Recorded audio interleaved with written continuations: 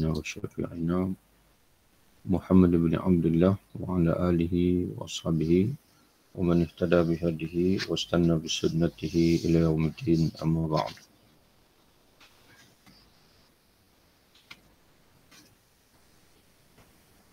Kita sambung muka surat 195.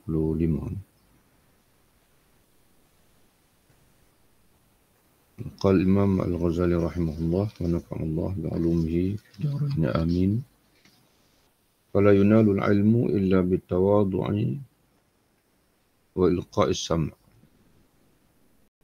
Ilmu pengetahuan, kata dia, tidak tercapai melainkan dengan merendah diri dan penuh perhatian.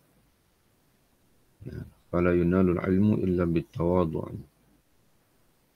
Tidak diperolehi ilmu melainkan dengan tawadhu', dengan merendah diri. Jadi kita berada dalam al-wazifatu tsaniyah, tugas yang kedua yang mesti diberi perhatian oleh penuntut ilmu. Al-wazifatu ats-tsalisah, tugas yang ketiga, iaitu ala takabbara 'ala al-'ilmi wa la ta'ammara 'ala al-mu'allim. Tugas yang kedua, yang ketiga ini iaitu seorang penuntut itu hendaklah tidak ada perasaan sombong atau besar diri.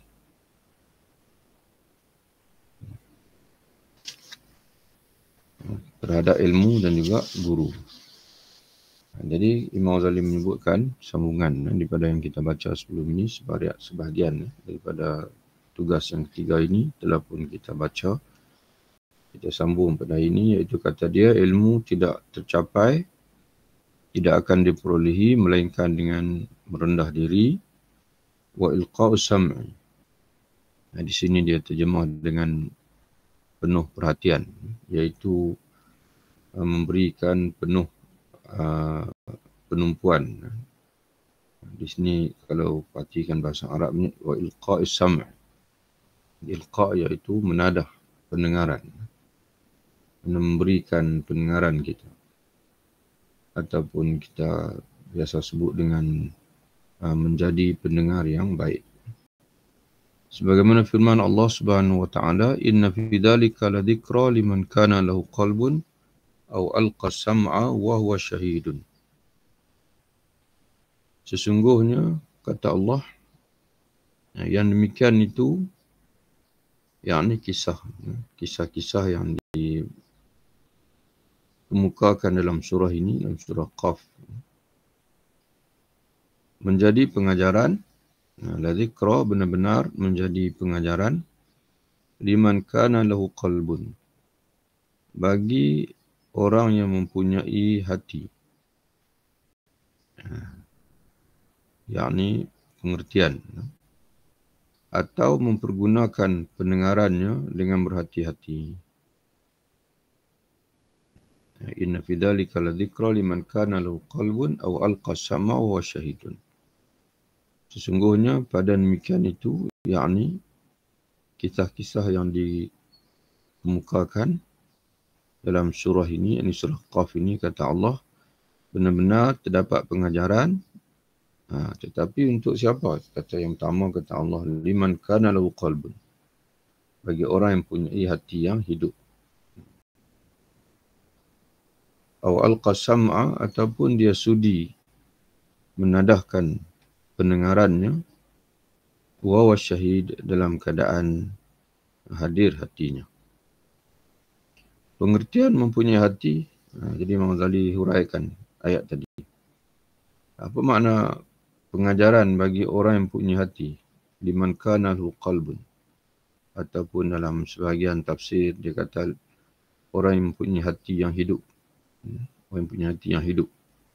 Maknanya apa? Kata Imam Ghazali, iaitu hati itu dapat menerima pemahaman bagi ilmu pengetahuan. Itu maksud dia. Orang yang punya hati yang dapat menerima ilmu, iaitu hati yang tawadhu', hati yang dahagakan ilmu, hati yang sentiasa bersedia untuk menimba ilmu. Tidak ada tenaga yang menolong kepada pemahaman selain dengan menggunakan pendengaran dengan berhati-hati dan sepenuh jiwa. Terjemahan ini asalnya perlu diperbetulkan kerana dalam bahasa Arabnya kata Imam Al-Ghazali, summa la tughnihi al-qudratu 'ala al-fahmi hatta yulqiya as-sam'a. Selain daripada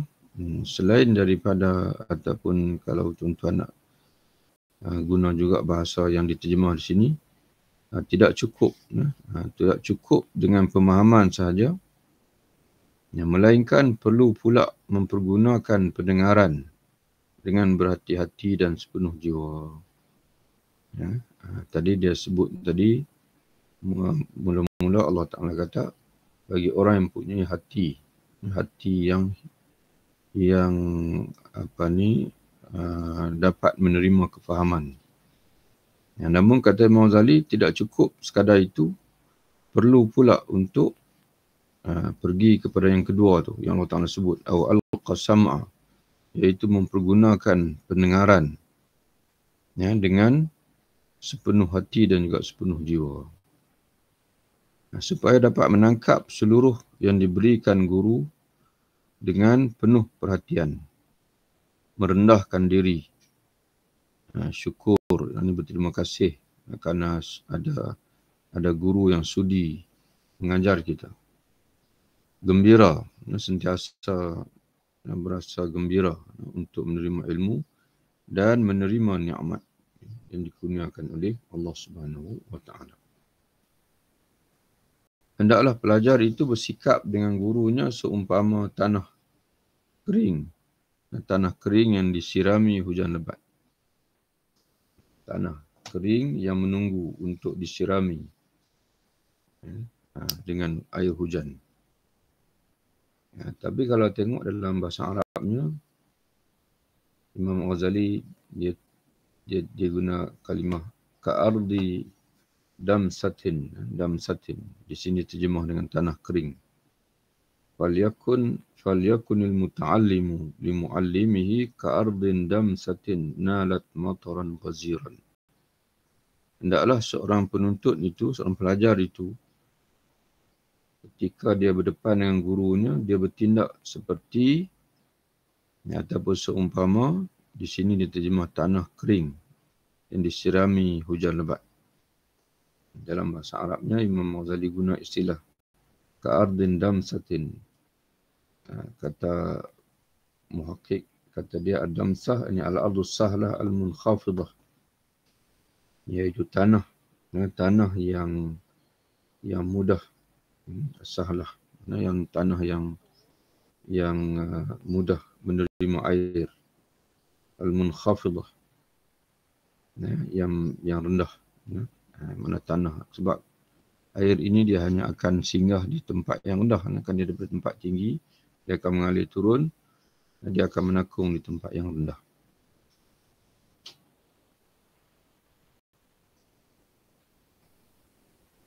Jadi hendaklah pelajar itu bersikap kepada gurunya seumpama yang tanah kering yang disirami hujan lebat, ataupun tanah yang mudah menerima air hujan.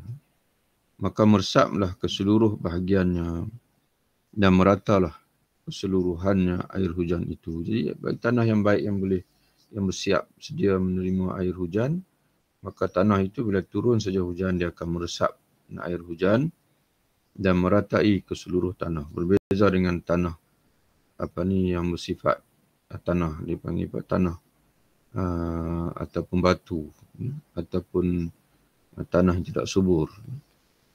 Bila datangnya hujan, maka tanah itu oleh kerana keras, oleh kerana yang bersifat dengan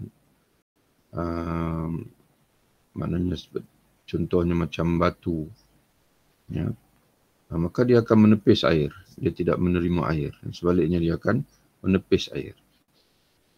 Manakala guru itu menunjukkan jalan belajar kepadanya. Hendaklah ditaati dan ditinggalkan pendapat sendiri. Jadi bila kita berdepan dengan seorang guru kita, jadi kita kena anggap bahawasanya kita ini tidak tahu apa-apa. Sebagaimana para sahabat radhiyallahu anhum, apabila mereka berada di depan Rasulullah sallallahu alaihi wasallam, bila masa sekalipun Rasulullah tanya, maka mereka akan menjawab, Allah wa Rasuluhu a'lam. Allah dan Rasulnya lah lebih mengetahui. Kadang-kadang apa yang ditanya oleh Nabi itu mereka tahu jawapannya, tapi mereka menampilkan diri seolah macam mereka tidak tahu apa-apa. Jadi sebab itu mereka selalu menjawab Allah dan Rasulnya lebih mengetahui. Kemudian barulah Rasulullah akan susulkan dengan penerangan pada mereka. Kerana meskipun guru itu bersalah, tetapi lebih berguna baginya dari kebenarannya sendiri. Sebab pengalaman mengajari yang halus-halus, yang ganjil didengar, tetapi besar faedahnya. Ada kalanya perkara yang disampaikan oleh guru itu agak ganjil, tapi lama kelamaan kita akan mengetahui bahawasanya banyak dipanggil apa yang disampaikan oleh guru itu rupa-rupanya itulah yang benar ataupun yang lebih rajih, ataupun mungkin dari segi pandangan itu tidak rajih, tapi itulah pandangan yang lebih menepati semasa. Jadi sebab itu oleh kerana kita ingin belajar, dan belajar itu agama, sebagaimana kita sebut sebelum ini.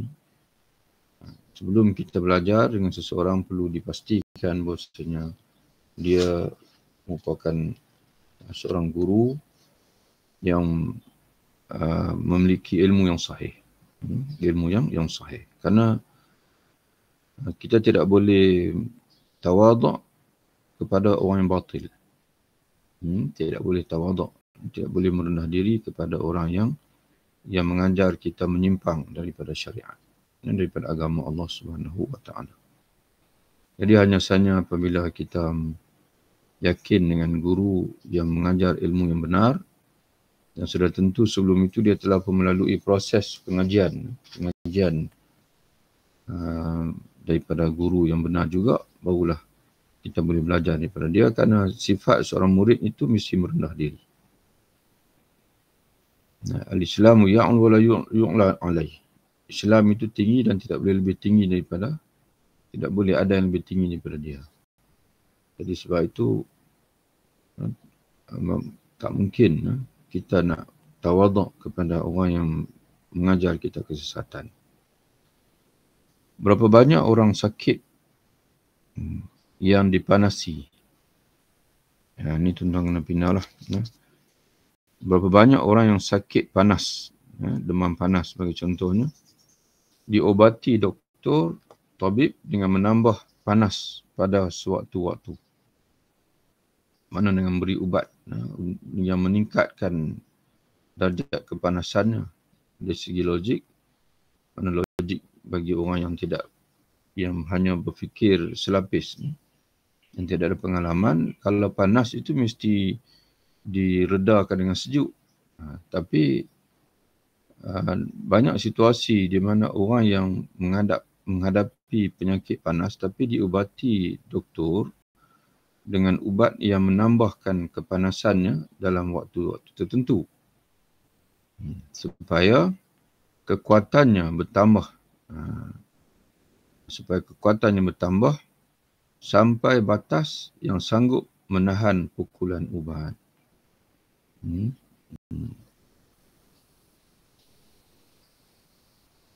Maka heranlah orang yang tak berpengalaman tentang itu. Jadi orang yang tak ada pengalaman, dia akan kata tak betul lah. Sepatutnya kalau dah panas itu diberi ubat untuk sejuk, untuk meredakan. Tapi ada kalanya tabib memberi ubat yang meningkatkan kepanasan untuk meningkatkan dipanggil kemampuan dia, supaya dia boleh menghadapi pesan ubat yang benar-benar diperlukan untuk menyembuhkan penyakit nanti, dan kebetulan mungkin ubat itu ubat yang kuat. Wallahu a'lam. Telah diperingatkan oleh Allah Subhanahu Wa Taala dengan kisah Nabi Khidir alaihissalam dan juga Nabi Musa.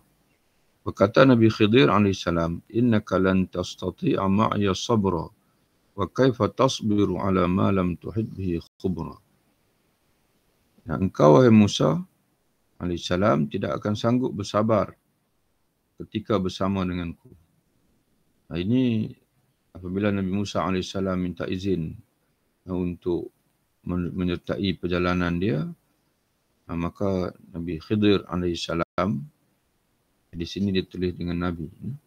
Para ulama khilaf apakah Khidir ini Nabi. Ada pandangan kata dia wali Allah, dan ada pandangan dia kata dia adalah malaikat.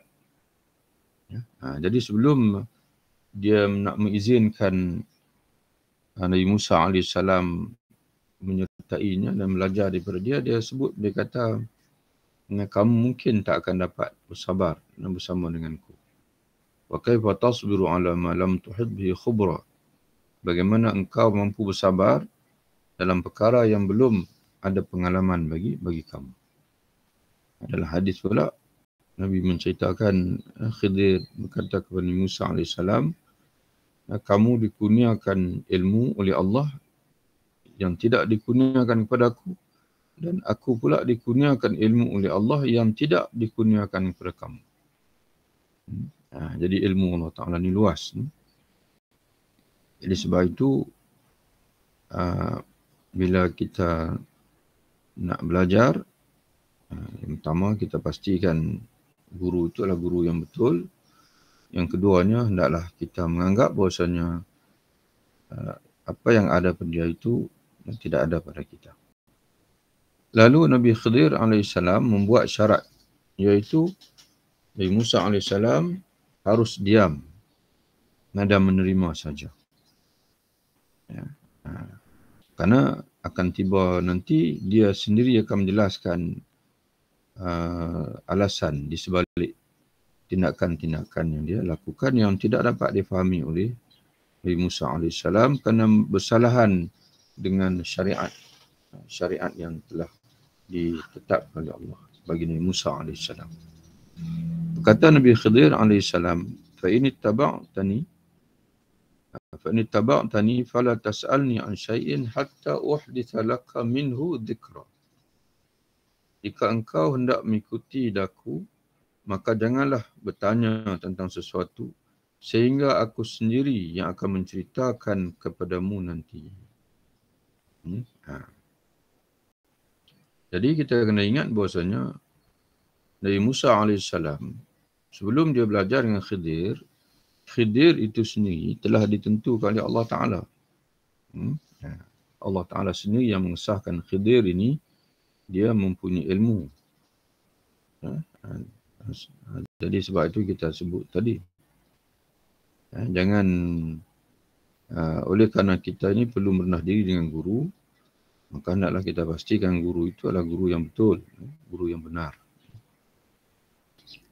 Rupanya Nabi Musa AS tidak sabar dan selalu bertanya, sehingga menyebabkan berpisah di antara keduanya. Pendek kata, tiap-tiap pelajar, rupanya Nabi Musa AS tidak sabar dan selalu bertanya. Yang mana belum lagi diizinkan oleh Khidir untuk dia bertanya, dia dah bertanya. Sehingga akhirnya terpaksalah mereka berdua berpisah. Pendek kata, tiap-tiap pelajar yang masih berpegang teguh kepada pendapatnya sendiri dan pilihannya sendiri di luar pilihan gurunya, maka hukumlah pelajar itu dengan keteledoran, yakni lumpuh dan kerugian. Maknanya pelajar itu tidak akan berjaya lah. Pelajar yang sombong, yang merasakan dirinya lebih daripada gurunya, kata Imam Al-Ghazali, pelajar yang sebegitu akan dihukum dengan kegagalan, dan dia akan rugi.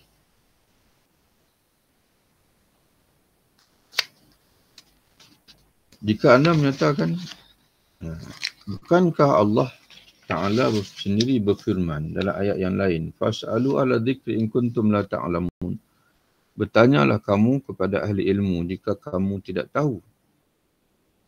Jadi ayat ini suruh bertanya. Bagaimana pula dalam ayat tadi, jangan bertanya. Jadi sebab tu kalau kita perhati sungguh, kalau kita perhati ayat dalam kisah Nabi Khidir tadi pun, bukan tidak boleh bertanya total. Kerana Khidir AS tadi pun disebut, hatta uhdisalaka minhu dzikra. Jangan tanya sehingga aku sendiri yang menceritakan kepada kamu.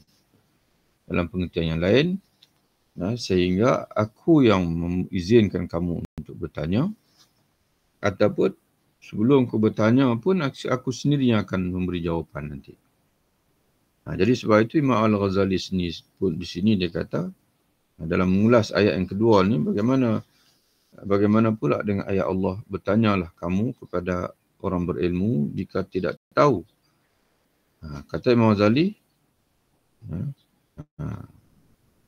jadi bertanya itu disuruh. Berdasarkan ayat ini, semanya kita dapat simpulkan bahawa bertanya itu memang disuruh. Maka jawapan yang kata Imam Ghazali, berdasarkan pada ayat ini menunjukkan bahasanya memang kita disuruh untuk bertanya. Jadi bagaimana pula dengan statement kamu tadi seolah macam tidak boleh bertanya. Maka kata Imam Ghazali, ketahuilah bahawa memang demikian. Yakni memang bertanya itu disuruh. Tetapi mengenai persoalan yang diizinkan guru bertanya kepadanya. Jadi memang bertanya itu disuruh. Tetapi pertanyaan itu hendaklah bagi persoalan yang diizinkan oleh guru untuk bertanya kepadanya. Jadi kalau guru tak izin, tak boleh bertanya lah. Mana dia tak bersedia untuk menjawab. Bertanya tentang soal yang belum sampai tingkatanmu memahaminya adalah dicela. Karena itulah maka Khidir melarang Musa bertanya. Dari itu tinggalkanlah bertanya sebelum waktunya.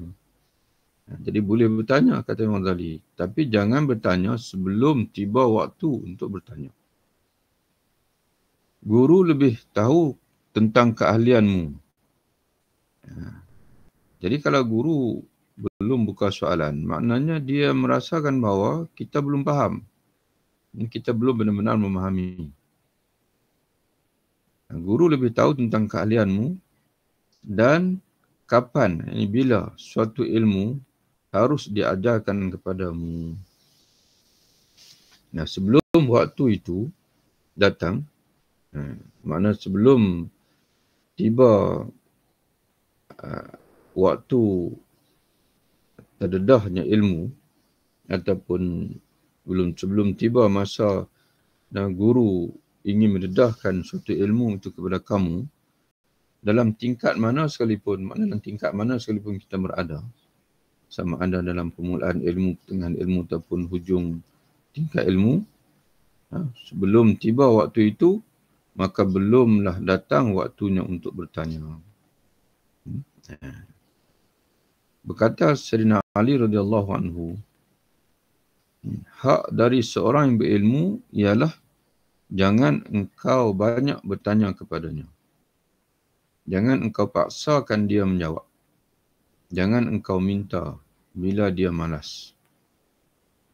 Mana bila dia tidak bersedia. Bila dia tidak bersedia, maka jangan engkau mendesaknya. Jangan engkau pegang kainnya bila dia bangun. Yang mana bila dia ingin menamatkan majlis, jangan engkau paksa dia untuk meneruskan majlis.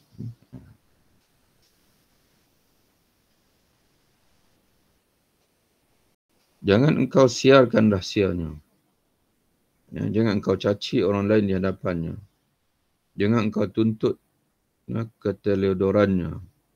Jangan engkau tuntut, jangan engkau mencari. Jangan engkau mencari-cari kelemahannya.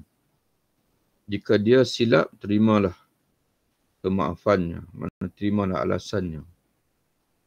Haruslah engkau muliakan dan besarkannya kerana Allah. selama dia menjaga perintah Allah. Ini Imam Ghazali pun sebut, selama guru itu menjaga perintah Allah. Jadi sebab itu kalau mana kesilapan, okay, bukanlah Imam Ghazali nak nyata pada kita bahasanya bila-bila masa pun guru ni adalah maksum, tidak ada yang maksum melainkan Rasulullah SAW. Tapi kalau guru tersilap, biasalah, kita terimalah. Sebenarnya kerana manusia ini tidak sunyi daripada kesilapan. Dan insya-Allah orang yang ikhlas, orang yang ikhlas insya-Allah Allah Ta'ala akan membetulkan. Jangan engkau duduk di hadapannya. Jangan duduk di depan guru. Maknanya jangan mengatasi guru. Jika dia memerlukan sesuatu, maka ajaklah orang banyak menyengelarakannya. Ini perlu dibetulkan terjemahan ini.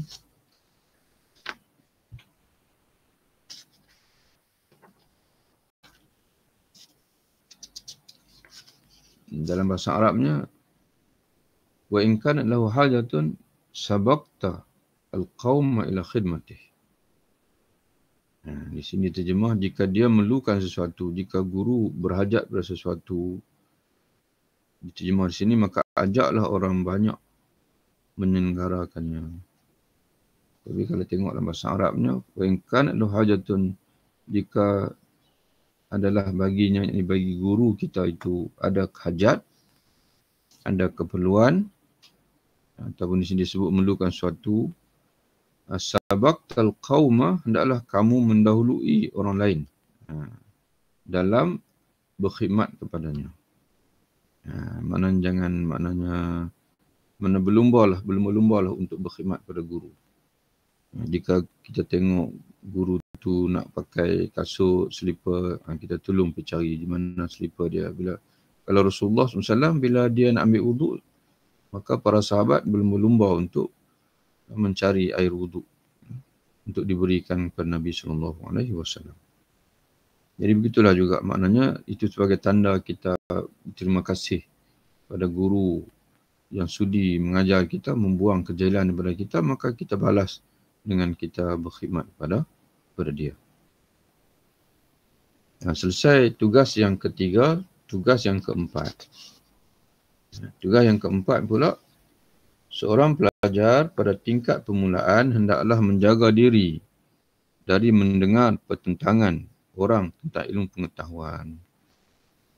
Jadi tugas yang keempat ini, seorang pelajar yang berada di tingkat permulaan belajar ilmu hendaklah mengelak daripada terlibat dengan perbahasan. Perbahasan dipanggil khilaf dalam masalah ilmu. Pertentangan, ilmu nazarah.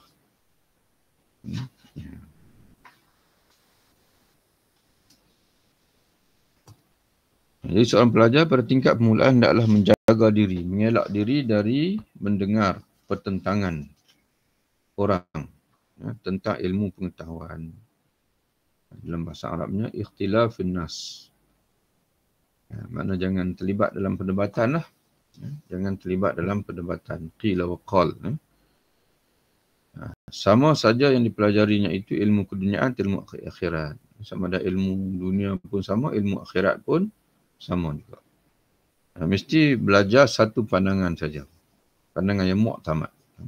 Pandangan yang mu'tamad dalam mazhab. Sama saja. Kerana yang demikian itu meragukan fikirannya. Jadi kalau orang yang baru belajar, kita baru nak berjinak dengan ilmu, lalu kita dah sibuk menyebutkan diri dengan pandangan yang berbagai-bagai, maka kata Imam Ghazali, itu akan menimbulkan keraguan dalam fikiran kita nanti. Mengherankan hatinya. Menyebabkan hatinya tertanya-tanya yang mana satu yang betul, yang mana satu nak beramal. Melemahkan pendapatnya dan membawanya kepada berputus asa dari mengetahui dan mendalaminya. Akhirnya dia akan putus asa dengan banyak yang nak dipelajari. Sukar untuk dipahami. Tetapi yang wajar ialah meneliti pertama kalinya satu cara sahaja. ya, yang terpuji dan disukai oleh guru. Maksudnya dipilih oleh guru. Kerana kita belajar saja apa yang dipanggil apa yang dipilih, pandangan yang dipilih oleh guru kita. Ya, tak perlu kita nak belajar pandangan itu, pandangan ini. Ya, mana belum tiba masanya. Ya, belum tiba masanya. Jadi dalam fiqh sebagai contohnya, bagi orang yang permulaan, dia hendaklah belajar satu mazhab saja. Kalau mazhab Syafi'i saja. Mazhab Hambali saja. Mazhab Hanafi saja. Jangan orang yang mula belajar fiqh, dia terus kepada muqaranah. Belajar dipanggil perbandingan mazhab. Itu tidak bijak. Pelajaran itu tidak betul. Ataupun belajar dengan satu kitab saja. Jadi sebab itu para ulama menyatakan bahawa mazhab orang awam ialah mazhab guru dia. Dia belajar dengan siapa, maka itulah mazhab dia. Oleh kerana rata-rata kebanyakan guru di Malaysia ini rata-rata yang bermazhab Syafi'i, maka orang Malaysia pun, orang awam jadi mazhab Syafi'i lah. Tapi kalau di negara lain pula. Kalau di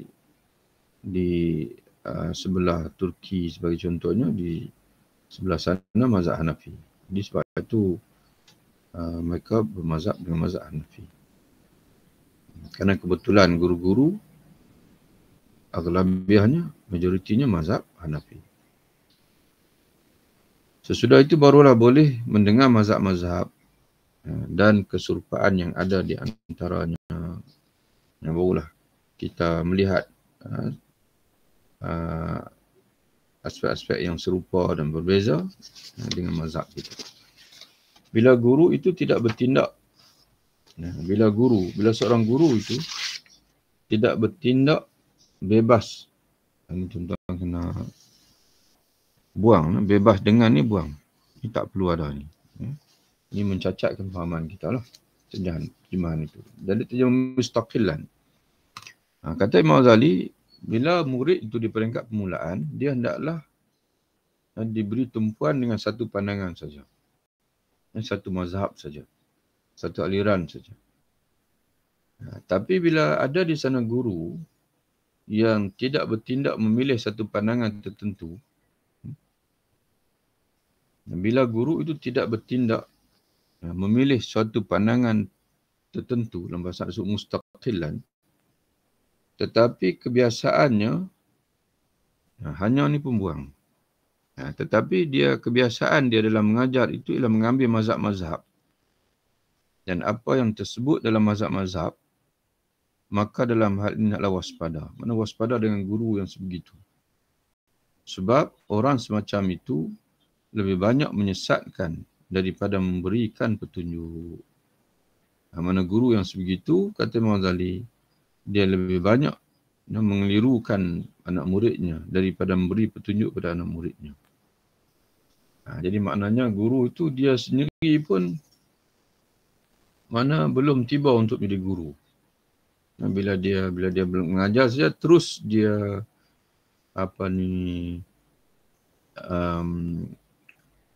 mengajar anak murid yang baru nak berjinak dengan ilmu, tiba-tiba dia mengajar berbagai-bagai mazhab.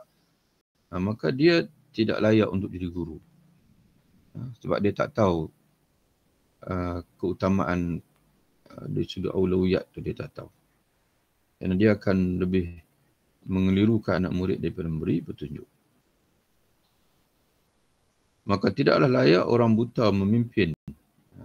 Imam Ghazali sebut. Dan maka tidak layak orang buta memimpin dan menunjuk jalan kepada sesama buta. Jadi guru sini pun buta juga, kata Imam Ghazali. Kalau begitulah sikap dia.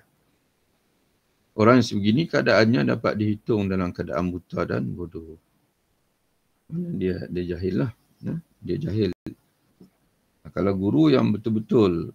Jadi sebab itu ada beza. Guru, orang yang belajar. Guru ni makna orang yang mengajar lah. Orang yang mengajar dan sebelum dia mengajar, dia belajar daripada guru. Dia ada beza. Dengan guru ataupun orang yang pandai, tapi dia bukan dengan cara berguru. dia mungkin dari pembacaan. Jadi kalau guru yang dia sebelum dia mengajar itu dia belajar daripada guru talaqi, dia tahu macam mana nak mengajar. Kitab apa yang nak digunakan. Ataupun apa yang perlu disampaikan dulu. Sebab dia sendiri pernah belajar. Tapi kalau guru yang walaupun pandai, alim, tapi dia mungkin banyak mengambil ilmu daripada buku semata-mata, maka ada sedikit dipanggil kepincangan dalam dalam pengajaran dia lah. Wallahu a'lam. Dari itu, mencegah orang yang baru belajar daripada mencampuri persoalan-persoalan yang meragukan. Ditulis itu, persoalan-persoalan khilaf. Persoalan-persoalan yang menimbulkan perdebatan. Samalah dengan halnya mencegah. Maksud di sini, orang yang baru belajar perlu dicegah daripada menyibukkan diri dengan persoalan-persoalan yang menimbulkan pertikaian. Perdebatan agama ini samalah juga dengan dia kata orang yang baru meluk Islam perlu dicegah daripada bergaul dengan orang kafir. Ini tuan-tuan sekalian kena tambah sikit. Daripada sibuk berdebat dengan orang kafir. Dia baru masuk Islam. Mana dia asal kafir. Kemudian dia masuk Islam. Boleh tak dia nak pergi berbahas, nak berdebat dengan rakan-rakan dia yang masih kafir? Tak boleh.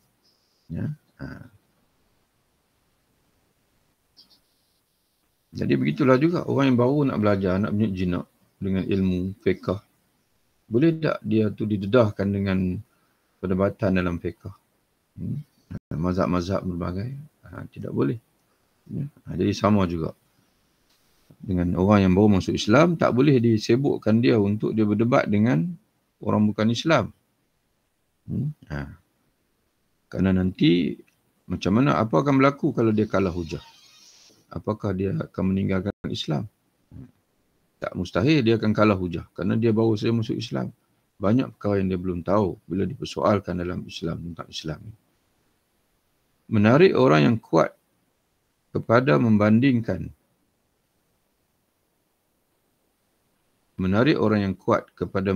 masalah-masalah khalafiyah sama halnya dengan mengajak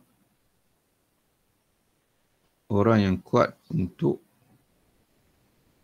berdebat dengan orang kafir.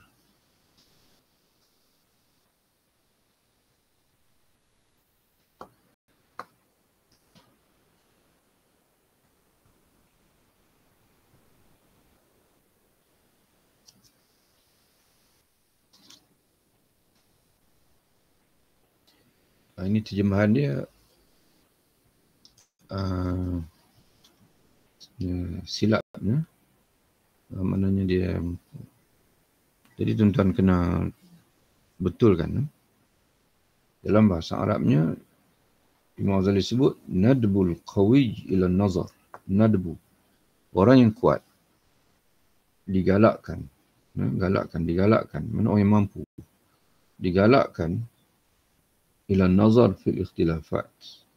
Mana orang yang mampu, dia dah belajar lama, dah mahir dengan satu mazhab, kemudian dia digalakkan pula untuk melebarkan ilmunya, pengajiannya kepada mazhab-mazhab yang lain.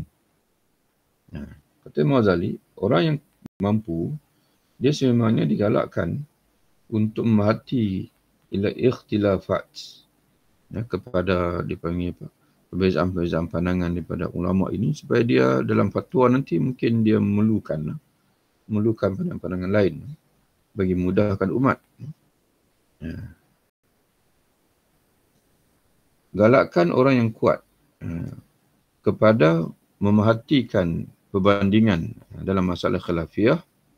Dia panggil samalah juga dengan galakkan kepada orang yang mampu, orang yang kuat untuk bergaul dengan orang kafir, yakni berdebat dengan orang kafir. Itu betul mana orang yang mampu. Contohnya dia memiliki kemampuan hujah dan sebagainya, dia orang macam tu barulah digalakkan untuk dia berdepan dengan orang yang bukan Islam untuk mendakwah, mengajak mereka, mematahkan hujah mereka. Mudah-mudahan mereka akan mengetahui kebatilan agama mereka. Mana orang yang kuat, orang yang sudah ada kemampuan. Jadi begitulah juga dalam masalah fiqh. Dari itu dilarang orang pengecut menyebu ke garisan depan. Yang di sini terjemah pengecut, tapi dalam bahasa Arabnya Imam Ghazali guna al-ajiz. Samalah juga dengan dalam medan perang, orang yang lemah, di sini terjemah pengecut, orang lemah dilarang menyerbu ke garisan depan dalam medan perang. Elok dia duduk di belakang saja, dia backup saja atau menjadi pembantu saja. Dan sebaliknya, orang yang berani disunatkan maju ke depan. Syuja', orang yang berani. Dia sajalah yang disunatkan untuk tampil ke barisan depan. Adapun orang yang lemah, maka dia hendaklah dilarang daripada berada di barisan depan. Kalau tidak, tentera Islam akan kalah lebih awal lagi. Termasuk dalam bahagian melengahkan yang penting ini, ialah sangkaan sebahagian orang yang lemah bahawa boleh mengikuti orang yang kuat mengenai persoalan-persoalan yang mudah. Ini kita sambung dalam kuliah kita akan datang, insyaAllah.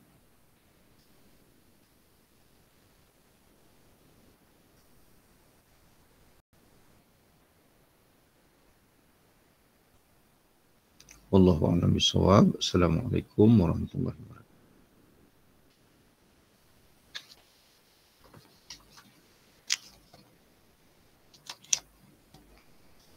Okay, insyaAllah kita jumpa lagi, insyaAllah hari lain.